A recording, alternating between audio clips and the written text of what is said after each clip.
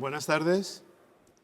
Señoras y señores, bienvenidos a este Palacio del Marqués de Salamanca, donde vamos a asistir a la conferencia que cierra este gran ciclo de astrofísica y cosmología, la ciencia del cosmos, la ciencia en el cosmos, que con el patrocinio y organización de la Fundación BBVA, representada hoy aquí por su director, Rafael Pardo, ha sido dirigido por la doctora Ana Achúcarro, quien también nos acompaña esta tarde.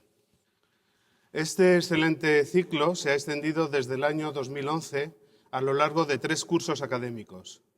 Han sido 18 conferencias, extraordinarias todas ellas, en las que hemos tenido ocasión de compartir la visión de autoridades mundiales sobre las materias de mayor actualidad en astrofísica.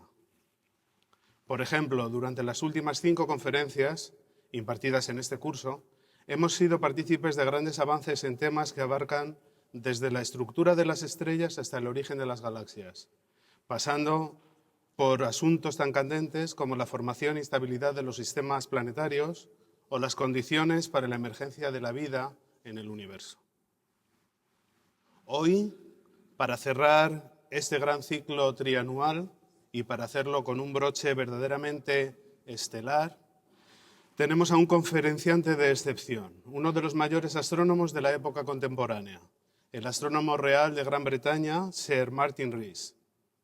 No pudo haber habido una mejor elección para esta ocasión, pues sin duda el doctor Rees, con su profunda sabiduría, es la persona más adecuada para aportarnos una perspectiva amplia tanto del conocimiento astronómico como de los derroteros que toma la investigación actual, como de los retos que tiene planteados nuestra especie ante el futuro.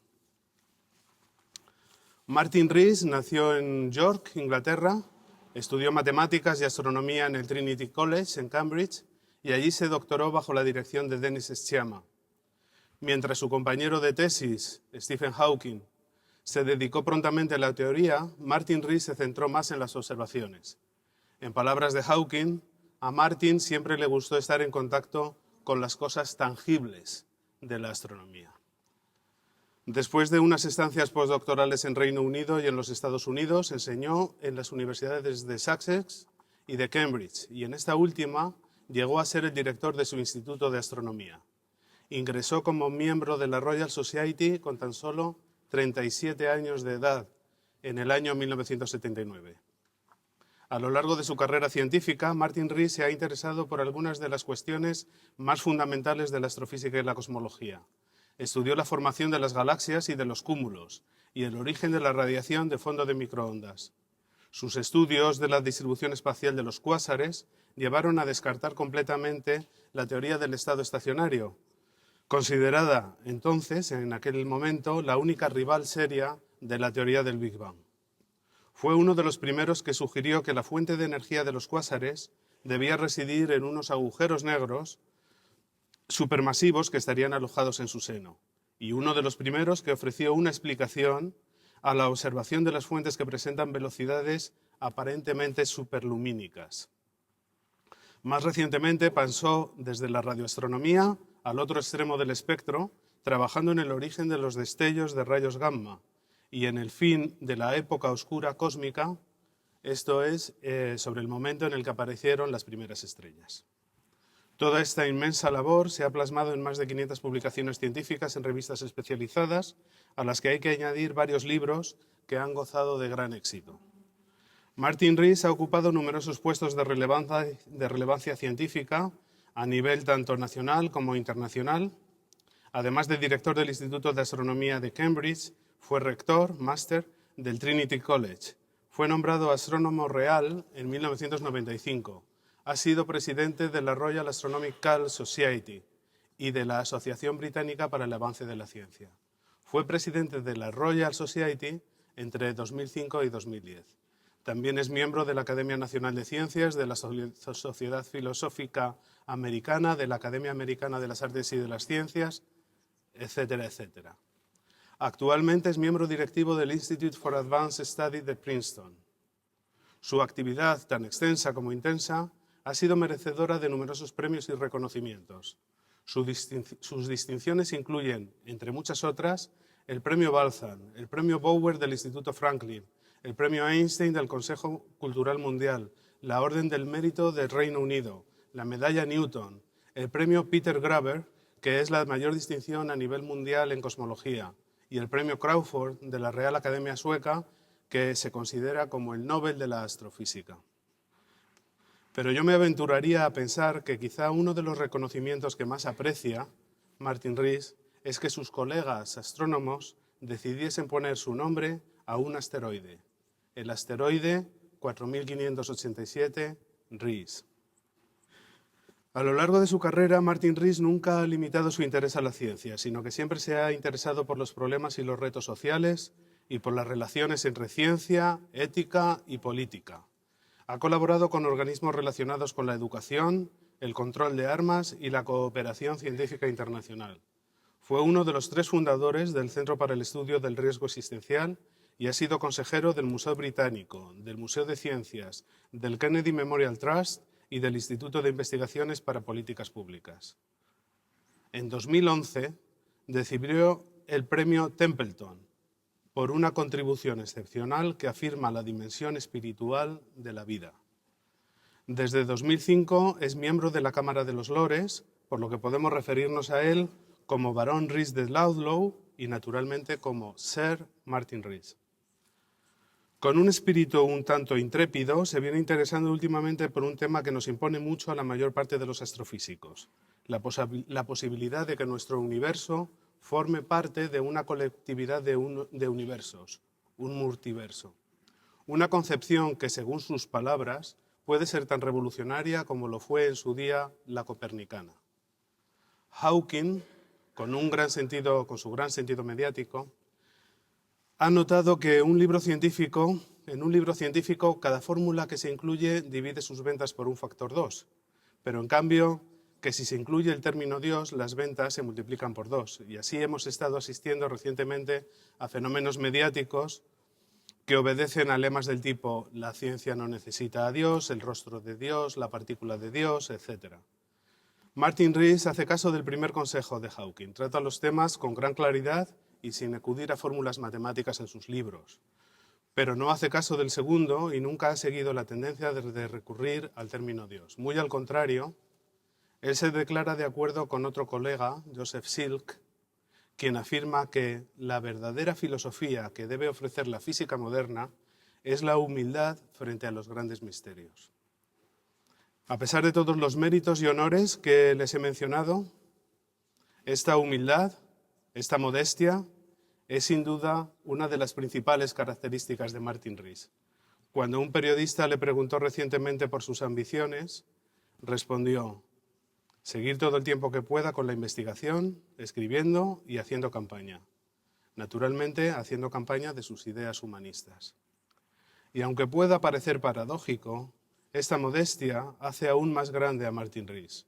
Posiblemente porque, como dijo otro parlamentario, el francés Jacques Duclos, la modestia es el único esplendor que puede añadirse a la gloria.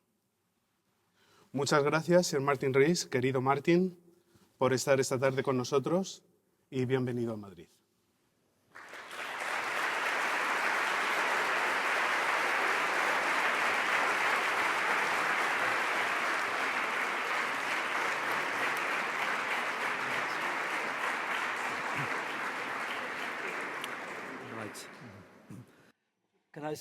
Bueno, quiero decir que es un grandísimo placer estar aquí y poder dar esta última conferencia de esta serie, pero quiero disculparme desde el principio por tener que hablar en inglés.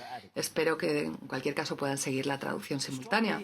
La astronomía, por supuesto, es la ciencia más antigua, excepto por la medicina, y no quiero ofender a ninguno de los presentes que pueda ser médico, pero diré que es la primera ciencia que ha hecho más bien que mal.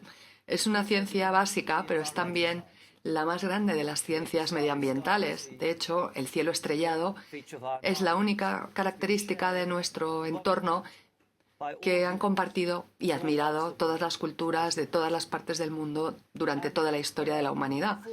Y hay 4 motivos realmente por los que estudiamos los cielos y la astronomía en la actualidad, que están en esta diapositiva.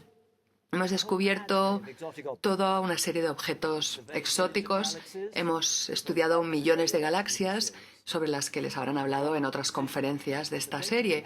Y la volumen y la precisión de los datos que tenemos actualmente no tiene precedentes. Y la escala y geometría de nuestro universo visible es ahora mucho más clara y podemos remontarnos incluso al primer segundo o incluso nanosegundo de la historia de nuestro universo. Pero si queremos entender cómo funcionan las cosas y también cómo surgió el panorama cósmico del que somos parte, de ese comienzo tan caliente, tan denso, y queremos saber también qué nos espera en el futuro. Y para los que seáis estudiantes o estéis haciendo un doctorado, un postdoctorado, diré que actualmente es un momento muy bueno para los investigadores porque se está acelerando la investigación y con los modernos ordenadores podemos hacer cosas que nosotros, los investigadores de más edad, nunca pudimos hacer a vuestra edad. Y ahora quiero empezar con un flashback remontándome al gran Isaac Newton, que diseñó el primer telescopio reflectante con un espejo de 10 centímetros y probablemente se planteó los viajes al espacio. Esta imagen de su gran libro, Principia, sigue siendo la mejor forma de explicar el concepto del flujo orbital. Newton sabía que para que una bola de cañón alcanzase una trayectoria orbital, tenía que alcanzar una velocidad que le permitiese alcanzar una curva paralela a la de la Tierra, es decir, 25.000 kilómetros por hora. Por supuesto, en aquella época, con los cañones que tenían, no se podía alcanzar esa velocidad, que no se alcanzó hasta 1957, cuando se lanzó el Sputnik 1 desde la Unión Soviética. Y 4 años después, Yuri Gagarin fue el primer hombre que viajó al espacio. 8 años después, obtuvimos esta imagen mítica para los ecologistas de ese paisaje estéril de la Luna en contraste con la biosfera tan delicada de la Tierra. Y a mí me gusta particularmente esta imagen que me firmaron hace un año 7 de los astronautas del Apolo. Neil Armstrong no me la firmó, pero sí que le conocí porque dio una conferencia en la que él estaba en la primera fila, que fue un grandísimo honor. El programa Apolo fue un episodio heroico en nuestra historia, pero concluyó hace 40 años. Si se hubiese mantenido el mismo impulso, ahora ya habría huellas humanas en Marte. Pero de hecho, lo único que se ha hecho ha sido realizar viajes en la órbita terrestre, más recientemente en la Estación Espacial Internacional, pero aún así ha habido un gran desarrollo de la tecnología espacial para la comunicación, para la vigilancia medioambiental, el GPS, la navegación por satélite, a la que recurrimos a diario. Para los astrónomos se ha estudiado el infrarrojo, el ultravioleta, cielo con telescopios de rayos X, de rayos gamma, en órbita terrestre. Y además las sondas no tripuladas nos han traído imágenes de distintos mundos. Vamos a ver una pequeña visita al sistema solar. Si salimos desde la Tierra y miramos hacia atrás, desde 5 millones de millas, veríamos algo así, la mitad de la Tierra, la mitad de la Luna, el Sol desde la derecha. Pasaríamos unos asteroides como estos, y entonces llegaríamos al planeta rojo, Marte. Y aquí tenemos unas imágenes de Marte obtenidas desde el Mars Express europeo. Aquí tenemos otro de un cañón muy profundo, de varios kilómetros de profundidad. Y en agosto del 2012, la sonda Curiosity de la NASA, con el tamaño de un coche, aterrizó tomó tierra en Marte y fue más o menos donde está ese óvalo marcado en la parte superior de la imagen, y durante los siguientes 10 años va a estar desplazándose por la superficie de este enorme cráter y escalará la montaña del centro, que tiene varios kilómetros de altura. Aquí tenemos una vista obtenida por esta sonda que ya ha recorrido unos 30 kilómetros. Podemos vislumbrarlo, creo. así. Justo en la parte inferior, no me funciona bien el puntero, pero podemos vislumbrar una pequeñas huellas que son las que dejan las ruedas del Curiosity, que ha recorrido ya 30 millas. Y bueno, esto es Marte, entonces si seguimos viajando, llegamos a Júpiter y a sus 4 famosas lunas, que fueron descubiertas evidentemente por Galileo en el año 1611. Y son lunas muy diferentes. Aquí tenemos Io, que es sulfurosa y volcánica, y aquí tenemos Europa, que está cubierta de hielo y probablemente habrá un océano debajo. Aquí tenemos el hielo más de cerca, probablemente se ha derretido y se ha vuelto a solidificar múltiples veces. Y más allá de Júpiter llegamos a Saturno. Aquí tenemos una imagen en la que vemos los anillos, el borde de los anillos de Saturno. Y aquí tenemos una imagen muy bonita de Saturno, donde vemos un eclipse del Sol por Saturno, obtenido por una nave de la NASA, que es la Cassini, que ha ido ya más allá de Saturno, se ha alineado con Saturno y con la Luna y a una distancia de forma que bloquease Saturno el Sol, pero siguiese brillando la luz del Sol sobre los anillos de Saturno. Y donde marca esa flecha estaría la Tierra, que apenas se ve en esta imagen. Saturno tiene también grandes lunas, incluyendo Titán, una luna que tiene una atmósfera, y Cassini tenía en su muelle de carga una pequeña sonda europea, que es la llamada sonda Huygens, que se suponía que iba a hacer lo que vemos en este diagrama. Se suponía que iba a tocar la superficie de Titán, abriéndose paracaídas para aterrizar con suavidad. Nadie sabía lo que se iba a encontrar y fue un gran éxito de la robótica, porque la sonda Cassini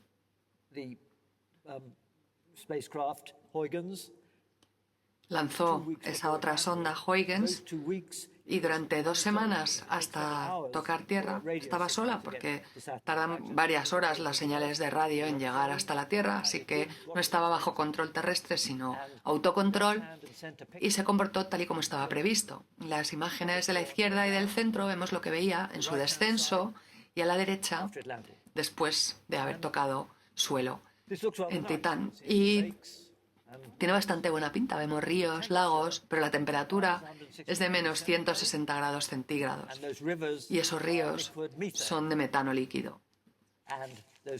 Y esos pequeños objetos que vemos a la derecha son hielo de metano. Aquí tenemos otra luna de Titán, Encélados, que se parece bastante a Europa en cuanto a que tiene la superficie cubierta de hielo y con casi total seguridad probablemente un océano debajo.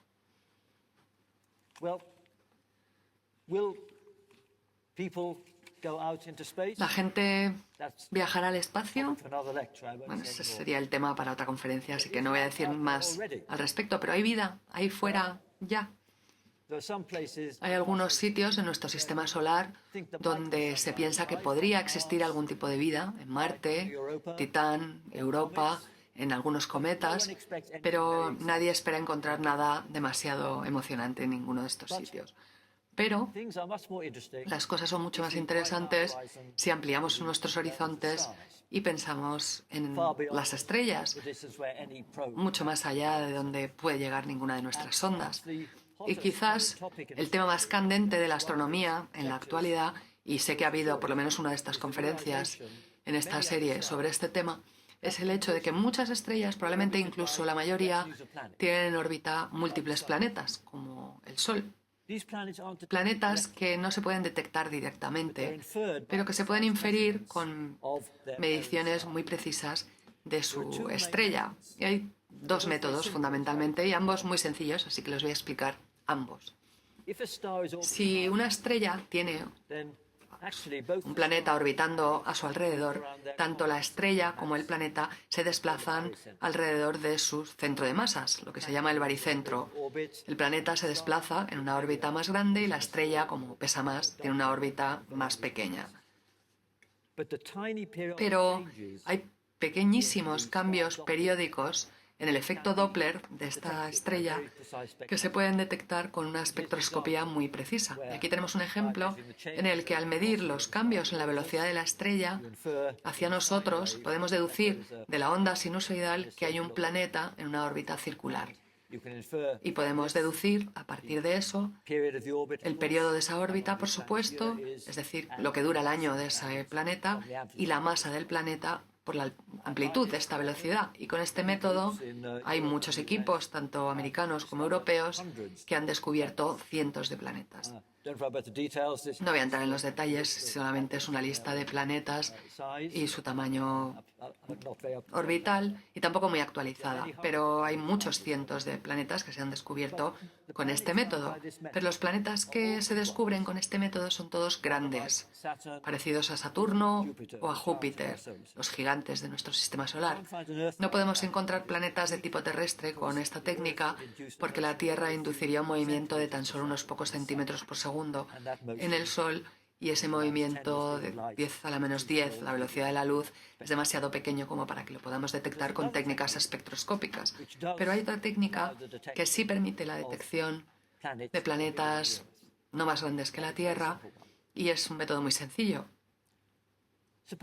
Suponiendo que estemos mirando al Sol desde una gran distancia, en el plano de la órbita de la Tierra, entonces cuando la Tierra atraviesa por delante del Sol, se reduciría la intensidad del Sol porque la Tierra nos tapa parte de su luz, aproximadamente una parte en 10.000 de la intensidad del Sol, porque ese es el tamaño de la Tierra con relación al Sol. Por lo tanto, si observamos el brillo de las estrellas con mucha exactitud y buscamos descensos regulares y repetidos en su intensidad, eso nos indicaría un planeta que está en órbita a su alrededor. Y la misión Kepler de la NASA, que se lanzó en el 2009, durante 3 años y medio, observó una zona del cielo de aproximadamente 7 grados para medir el brillo de más de 150.000 estrellas en esa parte del cielo con una precisión de una parte en 100.000. Y midió el brillo una y otra vez, 1 o 2 veces por hora. Y ya ha descubierto más de 2.000 planetas, muchos no más grandes que la Tierra. Y recordemos que solo detecta planetas si los estamos observando en el plano orbital. Y para cada uno de los que observa habrá miles con orientaciones distintas. Y aquí tenemos una representación bastante interesante donde vemos los sistemas que se han deducido con Kepler y con la escala que indica el tamaño de los planetas y sus órbitas. Y probablemente habrán oído en las noticias hace como un mes que Kepler había descubierto un planeta que era gemelo de la Tierra o bastante similar. Y aquí tenemos algunos datos sobre esto. En la parte inferior de la imagen vemos nuestro sistema solar. En la parte superior vemos, con la misma escala, el sistema que se ha descubierto con Kepler. Kepler ha descubierto que hay 5 planetas en este sistema y ha medido los periodos de todos ellos. La estrella, alrededor de la que giran, tiene como la mitad de la masa del Sol y mucho menos intensidad. Es un sistema más pequeño, pero el más exterior de estos planetas tiene aproximadamente el tamaño de la Tierra, es 1,2 veces el radio de la Tierra, y lo que es más interesante está en lo que se llama la zona habitable, es decir, está a una distancia de su estrella que permitiría la existencia de agua. Si estuviese demasiado próximo, el agua herviría; si estuviese demasiado lejos, el agua se helaría. Así que este es el mejor candidato para un planeta similar a la Tierra, del tamaño de la Tierra y donde podría haber agua líquida. Y es el mejor resultado que ha obtenido Kepler hasta ahora, aunque probablemente seguirá descubriendo más planetas de este tipo. Pero por supuesto el verdadero objetivo es ver estos planetas directamente y no solo sus sombras. Y eso es difícil. Para entender lo difícil que es, supongamos que un astrónomo extraterrestre, este es solo un vídeo, una simulación, supongamos que un astrónomo extraterrestre, digamos a 50 años luz de distancia, observase nuestro sistema solar. Entonces, el Sol parecería una estrella normal, y la Tierra, como dijo Carl Sagan, sería un puntito azul pálido muy cerca en el cielo de su estrella, nuestro Sol, y miles de millones de veces menos brillante. Pero supongamos que los extraterrestres tuviesen un telescopio lo suficientemente potente como para observar ese punto azul pálido. Podrían descubrir bastantes cosas sobre nuestra Tierra, porque el tono de azul sería un poco distinto según si estuviesen observando Asia o el Océano Pacífico, con lo que podrían deducir que tendríamos continentes y océanos, la duración de nuestro día y algo sobre el clima, las estaciones, la vegetación, quizás algo sobre la atmósfera. Y lo emocionante es que en los 2020 y pico, digamos dentro de 15 años, podremos hacer observaciones de este calibre, de planetas terrestres que están en órbita alrededor de otras estrellas. Y un instrumento especialmente valioso para eso será el nuevo telescopio que está planeando el Observatorio Sur Europeo.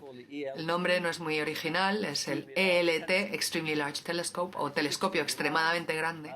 Y es extremadamente grande porque se prevé que tenga un espejo de 39 metros de diámetro.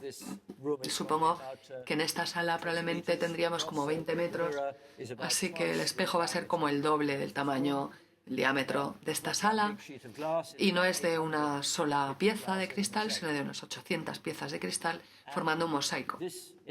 Y este instrumento tendrá una combinación de resolución y sensibilidad que permitirá aislar el espectro de planetas de tipo terrestre alrededor de las estrellas más próximas y deducir las cosas que me he imaginado que podrían hacer esos extraterrestres hipotéticos con su gran telescopio mirando hacia la Tierra. Y ese realmente será un proyecto interesantísimo. Pero lo que sorprendió a la gente sobre los planetas que se han descubierto hasta ahora es su diversidad. No son todos sistemas como nuestro sistema solar y, por supuesto, está muy bien porque si estudiásemos el comportamiento animal no querríamos estudiar solo una rata que podría tener sus características individuales y no ser típicas.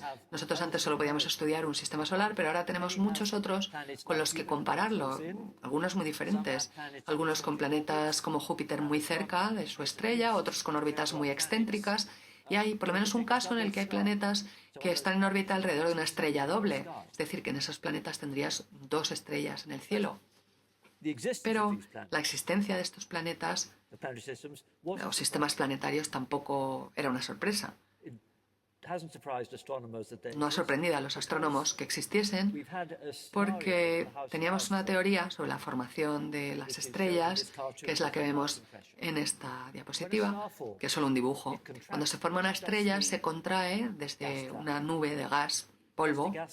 Esa nube se contrae por la fuerza de la gravedad y si tiene un giro, aunque sea muy lento, empieza a girar más rápidamente según se va contrayendo y finalmente se separa una protoestrella de ese disco de polvo y desde ese disco de polvo es desde donde se forman los planetas.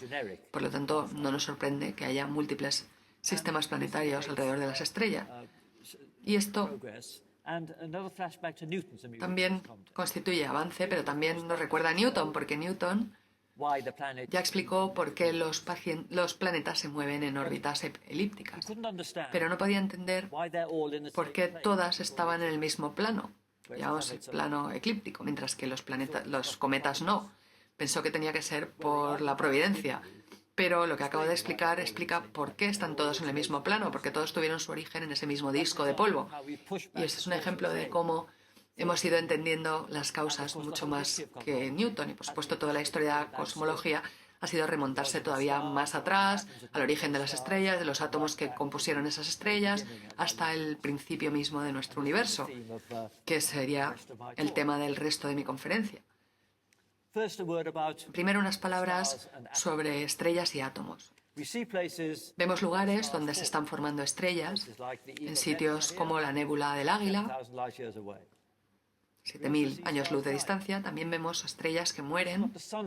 Este es el aspecto que tendrá el Sol dentro de unos 6.000 millones de años, cuando se convierte en una enana blanca. Aquí tenemos otra estrella moribunda, otra de forma un poco más explosiva.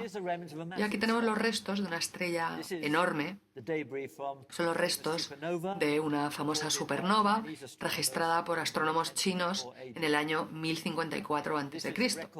Este es un registro del astrónomo real chino de la época que escribió que había aparecido una estrella invitada que había llegado a ser más brillante que la luna y después se había desvanecido al cabo de unas semanas.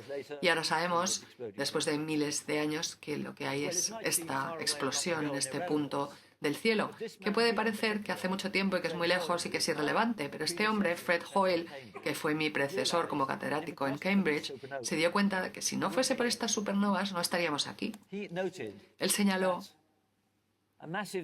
que una estrella masiva, justo antes de morir, tiene una estructura parecida a la de una cebolla. Las estrellas derivan su energía de la fusión nuclear, de hidrógeno a helio, de helio a carbono, de carbono a oxígeno y así sucesivamente. Y por lo tanto, esta gran estrella, al final de su vida, tiene una estructura de tipo cebolla y las capas interiores están procesadas hasta elementos más adelante de la tabla periódica, y cuando explota se expulsa todo ese material que después se condensa para dar lugar a nuevas generaciones de estrellas. Entonces lo que ocurre en nuestra galaxia es como lo que vemos aquí en este diagrama. Es un proceso como de reciclaje, un ecosistema. Tenemos el gas que se convierte en estrellas, luego es expulsado cuando explotan las grandes estrellas al medio interestelar y de ahí se condensan nuevas estrellas a partir del gas que contamina lo eyectado por esas grandes supernovas. Con lo que, según este proceso, nosotros somos literalmente las cenizas de estrellas que murieron hace mucho tiempo, o menos románticamente, los residuos nucleares del combustible que hacía que brillasen antiguas estrellas. Y los cálculos indican que todos contenemos átomos que provienen de cientos de estrellas distintas de toda la Vía Láctea, que cada una explotó hace 5.000 o 6.000 años, millones de años, con lo que estamos unidos a las estrellas mucho más íntimamente de lo que piensan los astrólogos. Estamos hechos de material de toda la galaxia. Y he mostrado ahí una imagen de Fred Hoyle, pero las 4 personas que elaboraron esta teoría fueron Fred Hoyle, Willie Fowler, Jeffrey y Margaret Burbidge. Una imagen que se obtuvo en Cambridge en el 60 cumpleaños de Fowler, cuando le regalaron un tren de juguete, como veis, que era su gran pasión. Y mostraron que este proceso podía explicar por qué el carbono y el oxígeno son tan comunes, por qué el oro y el uranio son tan raros y cómo acabaron en nuestro sistema solar. Y fue pues un avance maravilloso. Pero ahora vamos a ampliar nuestros horizontes espaciales e ir más allá de la Vía Láctea, nuestra galaxia, donde se está reciclando ese gas y ese polvo, como he explicado, al entorno extragaláctico. Si pudiésemos alejarnos 2 millones de años luz de la Tierra y mirar hacia nuestra galaxia, este sería el aspecto que tendría. Esta es, por supuesto, la galaxia de Andrómeda, que es nuestro vecino más cercano en el espacio, a 2 millones de años luz de distancia, que es un disco, si lo vemos desde un plano oblicuo, que rota, y hay aproximadamente 100.000 millones de estrellas que giran alrededor de un núcleo central, y justo en el centro hay un agujero negro de decenas de millones de soles. Y aquí tenemos otra galaxia muy conocida, que en este caso vemos frontalmente. Y los astrónomos tienen suerte porque tienen una gran muestra de galaxias que estudiar. Aquí tenemos un estudio de miles de galaxias en un determinado sector del cielo, a distintas distancias, y lo que vemos aquí es que no están distribuidas de forma totalmente aleatoria, sino que se acumulan en agrupaciones. Y bueno, podríamos pensar que sería difícil entender nada sobre las galaxias porque están en órbita unas alrededor de las otras, 100 millones de años luz de distancia, y solo vemos una pequeña parte porque viven mucho más tiempo que los astrónomos y además tampoco podemos hacer experimentos con ellas, evidentemente. Pero podemos ahora, de hecho, hacer experimentos en el mundo virtual de nuestros ordenadores, el universo virtual del ordenador. Igual que un físico de partículas puede colisionar partículas, como hacen los aceleradores, como en el CERN, nosotros, en el mundo virtual del ordenador, podemos colisionar galaxias y esto es lo que pasa.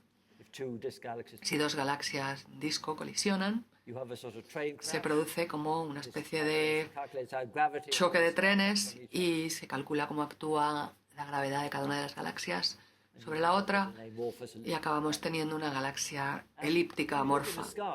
Cuando miramos al cielo, esta es una imagen real de dos galaxias y después de haber hecho simulaciones como la que acabamos de ver, podemos deducir que estas dos galaxias se han aproximado peligrosamente, que una está generando esa estela en la otra y dentro de 100 millones de años se habrán fusionado. Y os aviso que la galaxia Andrómeda colisionará con la nuestra, la Vía Láctea, dentro de aproximadamente 4.000 millones de años. Y por cierto, podemos repetir estas simulaciones con distintas hipótesis sobre la masa del gas de las estrellas, incluyendo materia oscura, etc. Y realizando este tipo de cálculos y de simulaciones podemos entender mucho mejor de qué están hechas las galaxias y su evolución. Otra cosa que podemos hacer para comprobar nuestras teorías es usar la ventaja que tenemos los astrónomos y es que podemos observar el pasado. No solo podemos deducirlo a partir de fósiles como los geólogos, sino que podemos ver el pasado mirando objetos lejanos, porque cuando vemos objetos muy lejanos, la luz que nos llega salió de ellos hace muchísimo tiempo y por lo tanto podemos comprobar nuestras teorías de formación de galaxias, porque tiene que coincidir con lo que vemos ahora y con cómo eran hace 1.000, 2.000, 3.000, 4.000 millones de años, etc. Y podemos remontarnos muy atrás en el pasado. En esta imagen vemos una pequeña parte del cielo de tan solo unos pocos minutos de arco. Harían falta cientos de secciones como esta para cubrir la luna en el cielo. Con un telescopio pequeño no veríamos nada, pero con un telescopio grande vemos cientos de pequeños borrones. Cada uno es una galaxia, muchas muy parecidas a la Vía Láctea, pero las vemos muy pequeñas y con poco brillo porque están muy lejos y su luz salió y nos llega hace más de 10.000 millones de años, mucho antes de que se formase nuestro sistema solar y cuando estas galaxias todavía eran jóvenes. Y esto que vemos aquí es la galaxia más lejana que podemos caracterizar. Y bueno, solo una gráfica técnica. Aquí tenemos el espectro, donde vemos el espectro óptico de este objeto en una gráfica y lo que quiero que veamos es que la línea Lyman alfa del hidrógeno, que normalmente está en el extremo del ultravioleta, se ha desplazado al infrarrojo. Es decir, que su longitud de onda ha variado por un factor de más de 8, que es un corrimiento muy importante, lo que nos permite deducir es que estamos viendo algo que nos llega de cuando el universo se estaba contrayendo y era muchísimo, muchísimo más joven. Fue fácil obtener un espectro de esta estrella a pesar de la gran distancia, porque lo que vemos aquí no solo las luces de las estrellas, sino gas que brilla, activado no solo por las estrellas, sino por un agujero negro en el centro. Algunas galaxias tienen en su centro lo que se llama un cuásar, que es un agujero negro muy grande que captura gas y campos magnéticos. Hay gas muy magnetizado que gira introduciéndose en el agujero negro, se calienta mucho y eso brilla más que 100 millones de estrellas de la galaxia. Y estos cuásares causan que ese gas sea mucho más brillante y podamos ver objetos muy lejanos, que no son galaxias normales, sino cuásares.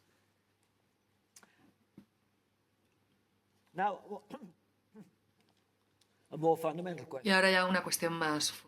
¿Qué pasa con los primeros tiempos antes de que se formaran las galaxias?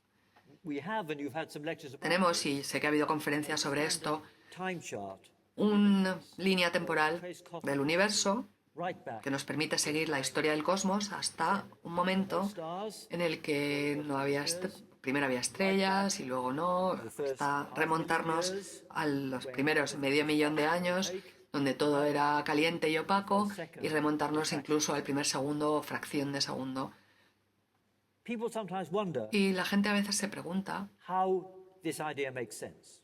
¿cómo puede tener sentido esta idea?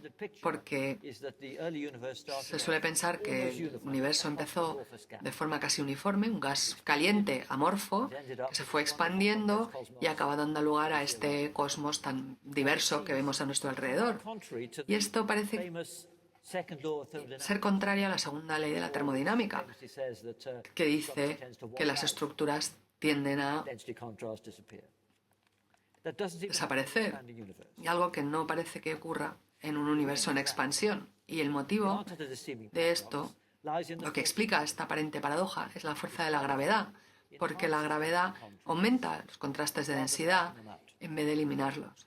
En cierto modo, cualquier parte del universo que inicialmente fuese un poco más densa que la media sentiría una fuerza de gravedad adicional, se ralentizaría más y por lo tanto aumentaría su densidad y se iría quedando atrás más y más hasta condensarse y separarse.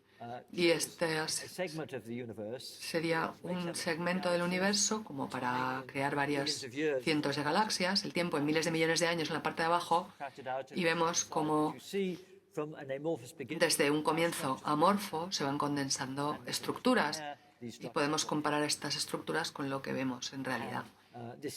Y aquí tenemos otra imagen donde vemos la aparición de estructuras, un modelo similar, aunque en este caso vamos a seguir separada la materia oscura en azul y el gas en rojo, que es lo que se convierte en estrellas.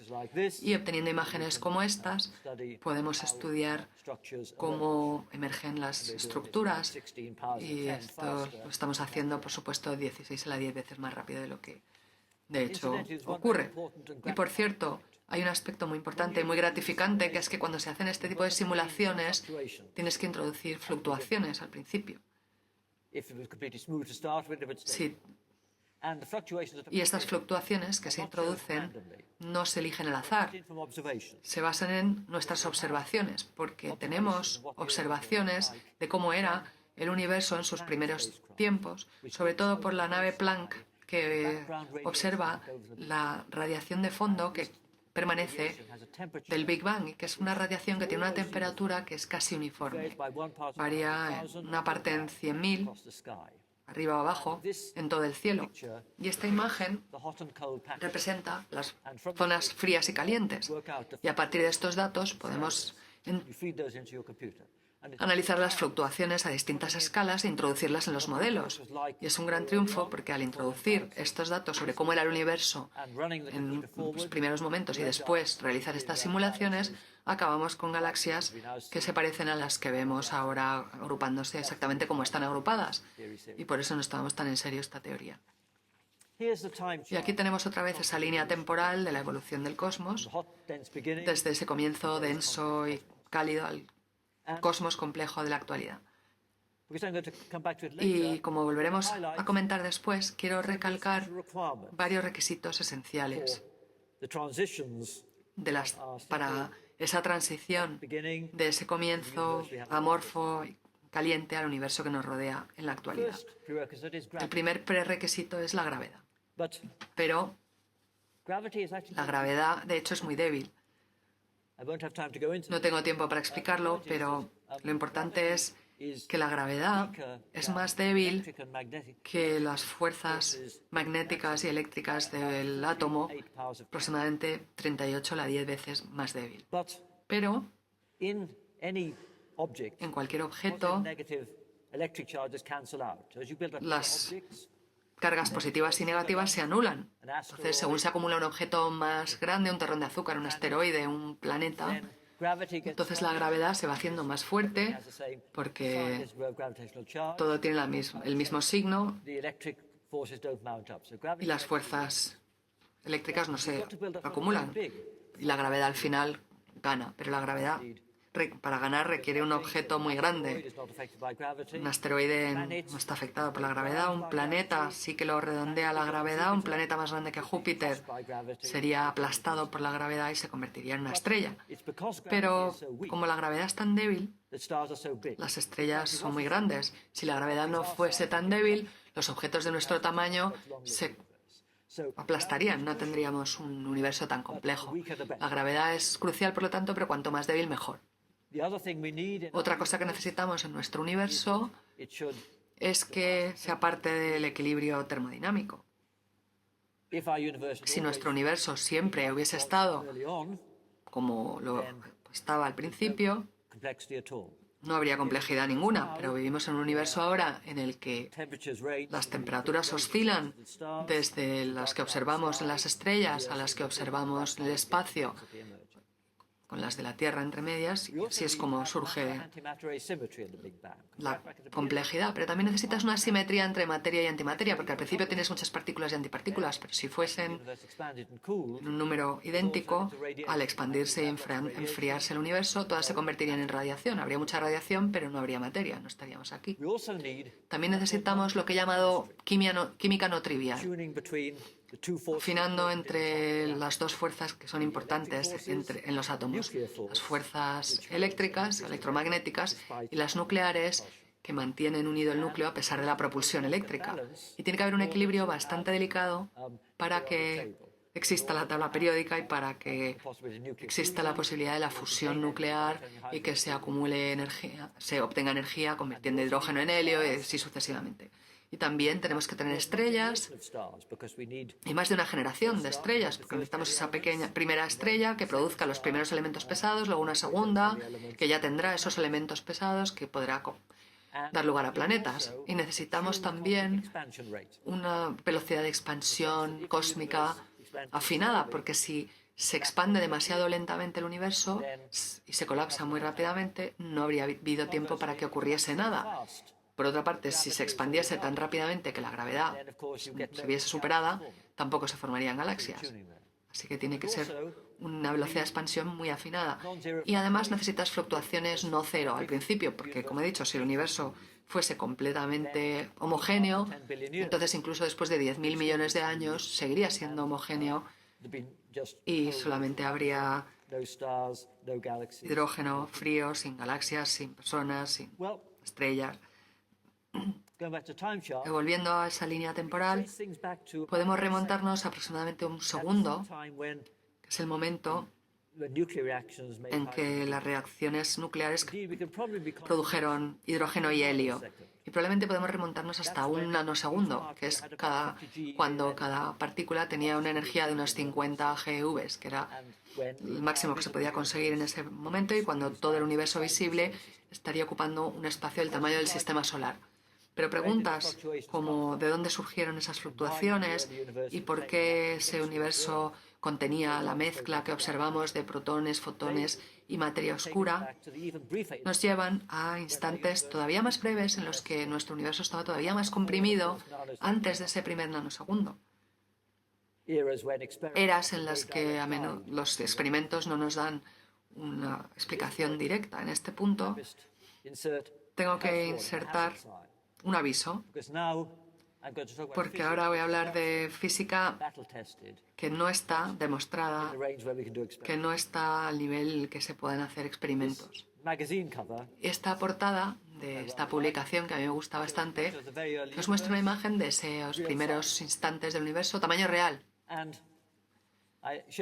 Y esto lo muestro porque, según una teoría muy popular, todo el volumen que vemos ahora con nuestros telescopios desplegado salió de tamaño microscópico hasta llegar a algo del tamaño de una pelota de tenis. Esa es una teoría sorprendente, pero ahora hay evidencia que nos está empezando a ayudar a entender estos primerísimos momentos en los que se encuentran la gravedad y los efectos cuánticos. Ya hemos visto las fluctuaciones que ya observó Planck. Recientemente habréis oído que se afirma haber observado otras fluctuaciones de ondas transversales, ondas gravitacionales, no sinusoidales. Y si podemos detectarlas, esa sería otra pista de qué es lo que pasó en esos primerísimos momentos en los que existirían efectos cuánticos en todo el universo, un universo entero que cabía en un tamaño microscópico. Por lo tanto, esto nos lleva a la primera ley de Einstein. Pero quiero haceros otra pregunta. ¿Qué tamaño tiene el universo? ¿Qué tamaño tiene la realidad física que puede explorar la ciencia? Y bueno, podemos ver un volumen finito, un número finito de galaxias. Ya he visto que podemos ver miles de millones de galaxias, incluyendo algunas muy lejanas, pero solo es una región finita, aunque muy grande.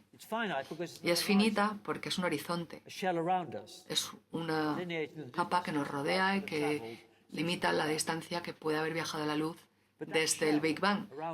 Pero ese límite no tiene más realidad física que el círculo que vemos que nos rodea cuando vamos en un barco, en el océano. La línea del horizonte. Igual que cuando estás en el océano, no pienses que el horizonte es el fin del océano, tampoco tenemos por qué pensar que nuestro universo acaba en el límite del horizonte. De hecho, hay muchos motivos para pensar que se prolonga bastante más, porque de hecho, si miras todo lo lejos que puedes en esta dirección y en la contraria, las condiciones no difieren más de una parte en 100.000. Por lo tanto, si el universo es una estructura finita, grande, como el gradiente que vemos en la parte que vemos es tan pequeño, eso nos sugiere que probablemente será mucho más grande, probablemente hasta 1000 veces más grande, pero eso es solo el principio. Podría ocurrir que se prolongase muchísimo, muchísimo más, a 10 al millón o algo así. Y si fuese lo suficientemente grande, entonces evidentemente se repetirían todas las opciones más allá del horizonte. Podríamos tener avatares o una duplicación de esta habitación con todos nosotros dentro. Quizás sea tranquilizador pensar que si tomamos una decisión errónea puede haber un avatar más allá del horizonte que se enfrente a la misma decisión y elija bien. Pero bueno, no sabemos si el universo es así de grande, pero incluso los astrónomos más conservadores piensan que el volumen del espacio-tiempo que alcanzan nuestros telescopios es solo una pequeñísima fracción del resultado del Big Bang. Probablemente se prolonga hasta 1000 veces más, como he dicho. Y estas galaxias que no podemos observar todavía pueden no ser las únicas. Son galaxias muy lejanas que están más allá de nuestro horizonte y que nunca van a poder ser observables porque el universo está acelerando y por lo tanto esas galaxias tan grandes que no podemos ver ahora nunca las vamos a poder ver en el futuro. Así que incluso los astrónomos más conservadores aceptan la idea de que hay galaxias que nunca vamos a poder observar y que son parte de la realidad física. Pero ocurre otra cosa, que puede no ser todo.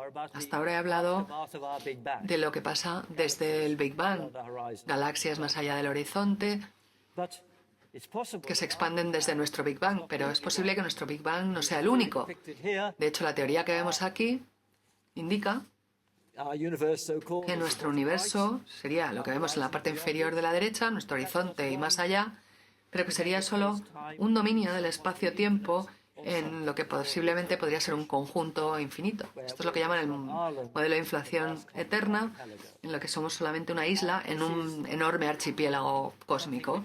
Y esto es algo que genera algunas versiones de la física de sus primerísimos momentos del universo, pero que no sabemos si es correcto. Pero, de hecho, cuando se habla del multiverso, la gente suele decir, bueno, pero esos dominios no son observables, así que no son parte de la ciencia. Pero yo no estoy de acuerdo y quiero explicarlo con una especie de terapia de aversión, que es como cuando no te gustan las arañas, te enseñan unas fotos de una arañita muy pequeña y acabas con tarántulas encima. Pero bueno, estas, como digo, son galaxias que no se pueden observar porque están muy lejos. Ese es un concepto que aceptamos. Y si aceptamos la idea de que hay una galaxia que es parte de la realidad física, que está más allá del horizonte, que no podemos observar, tampoco es ir muy lejos decir que también sería real una galaxia que no solamente está más allá de nuestro horizonte, sino que es el resultado resultado de otro Big Bang diferente. Aunque tengo que recalcar que no sabemos si ha habido otros Big Bangs y que solo nos podremos tomar en serio su existencia si tenemos una teoría que describa la física a 10 a la 16 GeV y que se pueda testar de otras formas. De hecho, el desafío para la física del siglo XXI, pienso, es ver qué rama de este árbol sería la correcta. Primero, ¿hay muchos Big Bangs o solo uno? En segundo lugar, si hay muchos, ¿están todos gobernados por las mismas leyes de la física o no?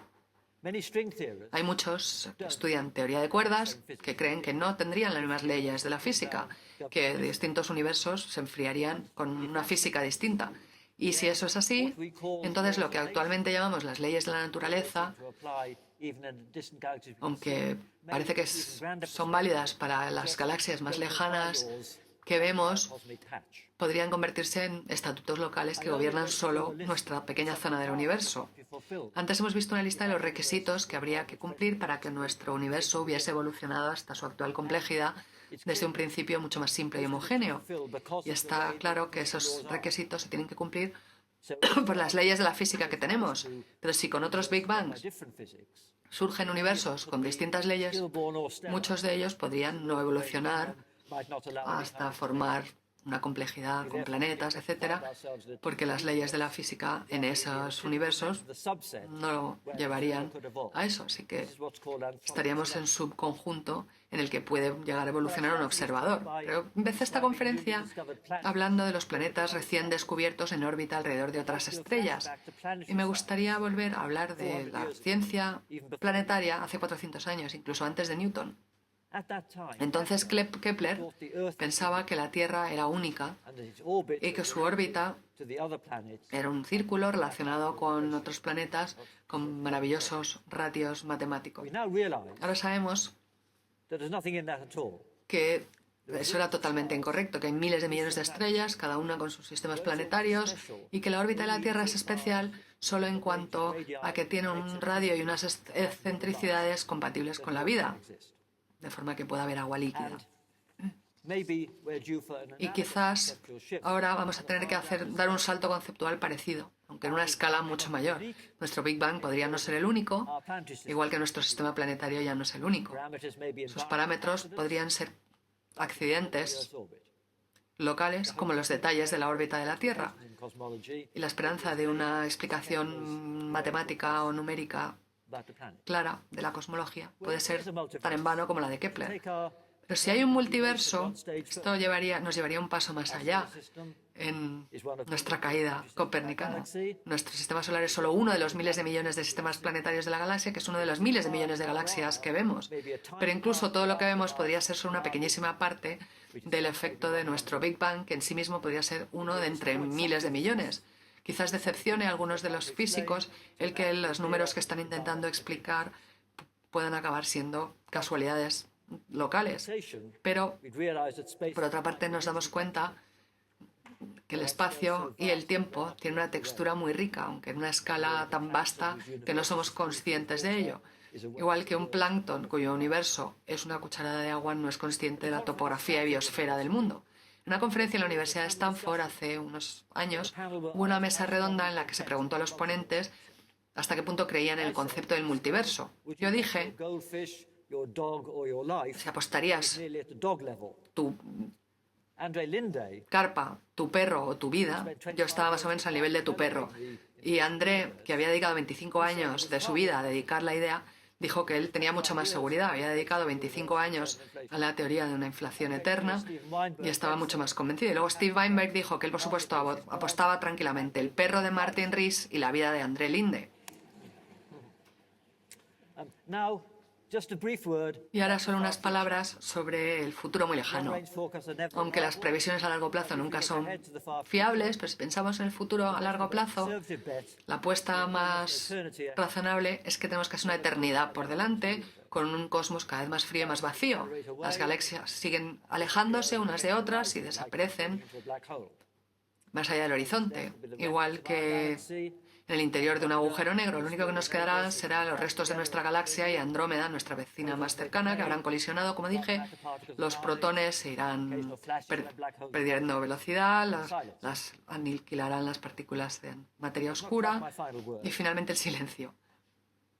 No acabo aquí del todo, porque si quisiésemos un logo para este campo de investigación, yo elegiría esto, el Ouroboros, que refleja la interconexión del micromundo a la izquierda y del cosmos a la derecha, el espacio interior de los átomos y el espacio exterior del universo. Hay vínculos entre lo pequeño y lo grande, entre la izquierda y la derecha. Nuestro mundo diario, la vida y las montañas, está determinado por los átomos y la química. Después hay un vínculo entre los núcleos de los átomos y las estrellas, que están alimentadas por la física de fusión.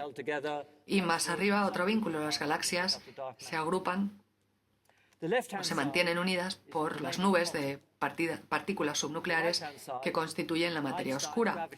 A la izquierda tenemos el dominio del cuanto. A la derecha sigue valiendo la teoría de Einstein. La relatividad general y la teoría cuántica son los dos pilares de la física del siglo XX, pero todavía no se han combinado en una única teoría unificada. En la mayoría de los contextos esto no es un problema porque los dominios de relevancia no se solapan. Los astrónomos pueden ignorar la teoría cuántica para calcular los movimientos de planetas y estrellas porque son muy grandes, a la derecha. Por otra parte, los químicos pueden también ignorar las fuerzas gravitacionales entre los átomos en una molécula porque son 40 a la 10 veces más débiles que las fuerzas eléctricas. Pero en el mismo comienzo todo estaba tan comprimido que las fluctuaciones cuánticas podían afectar a todo el universo. Sé que hay dos fronteras en la física, lo muy pequeño y lo muy grande, y necesitamos una síntesis que es la que simbolizamos en la parte superior a nivel un poco gastronómico, para explicar esos primeros momentos después del Big Bang. Pero antes de abandonar esta imagen, quiero recalcar que hay una tercera frontera que es muy compleja.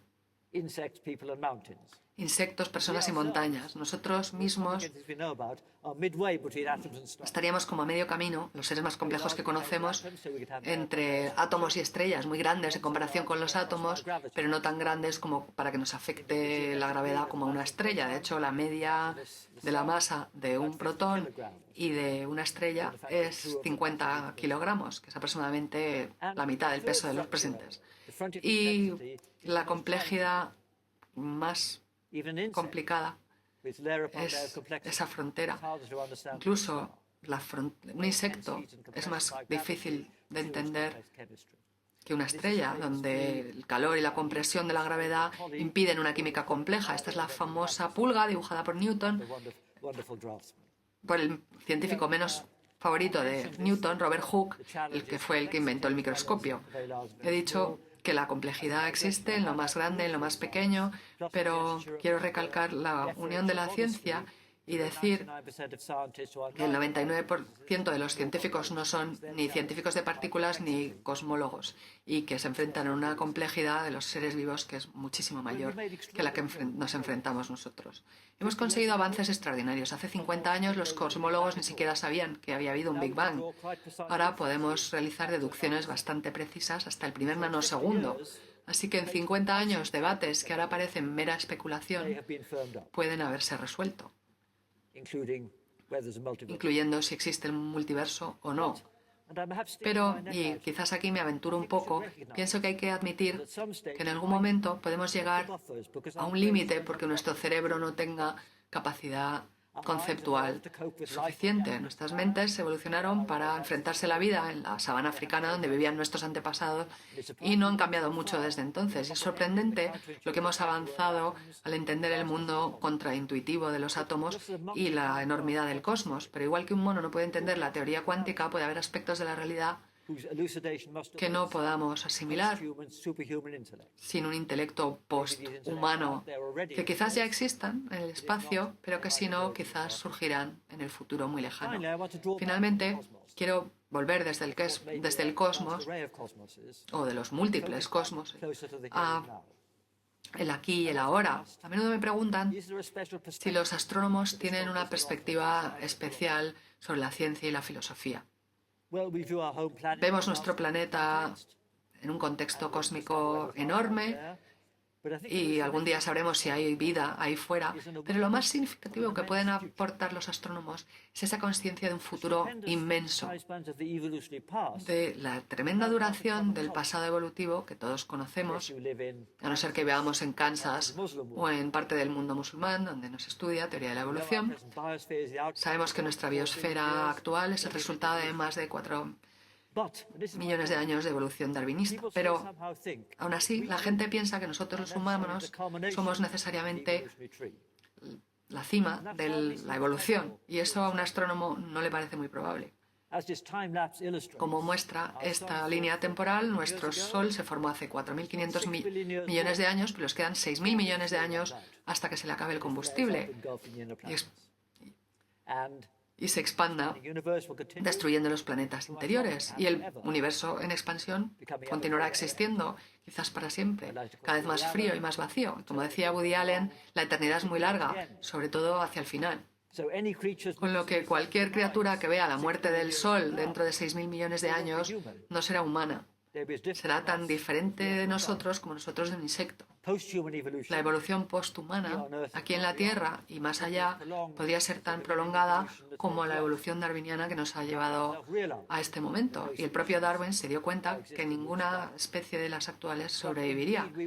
Pero, de hecho, ahora estamos más seguros todavía de esto, porque la evolución futura no se dará en una escala darwiniana, porque para los humanos esto ya no existe, sino en una escala tecnológica en la que podremos, a través de las máquinas o de la modificación genética, tener un ritmo de evolución completamente distinto. No sabemos si el futuro está en el carbono o en el silicio, pero pensamos que incluso con esta línea temporal que se prolonga miles de millones de años hacia el futuro y hacia el pasado, este siglo puede ser un momento fundamental. Porque durante la mayor parte de la historia, las amenazas para la humanidad provenían de la humanidad, enfermedades, catástrofes naturales, etc. Pero este siglo es especial porque es el primero en el que una especie, la nuestra, tiene el futuro de la Tierra en sus manos y podría poner en peligro no solo nuestro propio potencial, sino el potencial de la vida aquí en la Tierra y más allá. Hemos entrado en una era geológica que se llama el Antropoceno. Y este punto azul pálido en el cosmos es un lugar especial. Podría ser un lugar único y somos los custodios de una era especialmente crucial y ese es un mensaje para todos nosotros, nos dediquemos a la astronomía o no. Muchas gracias.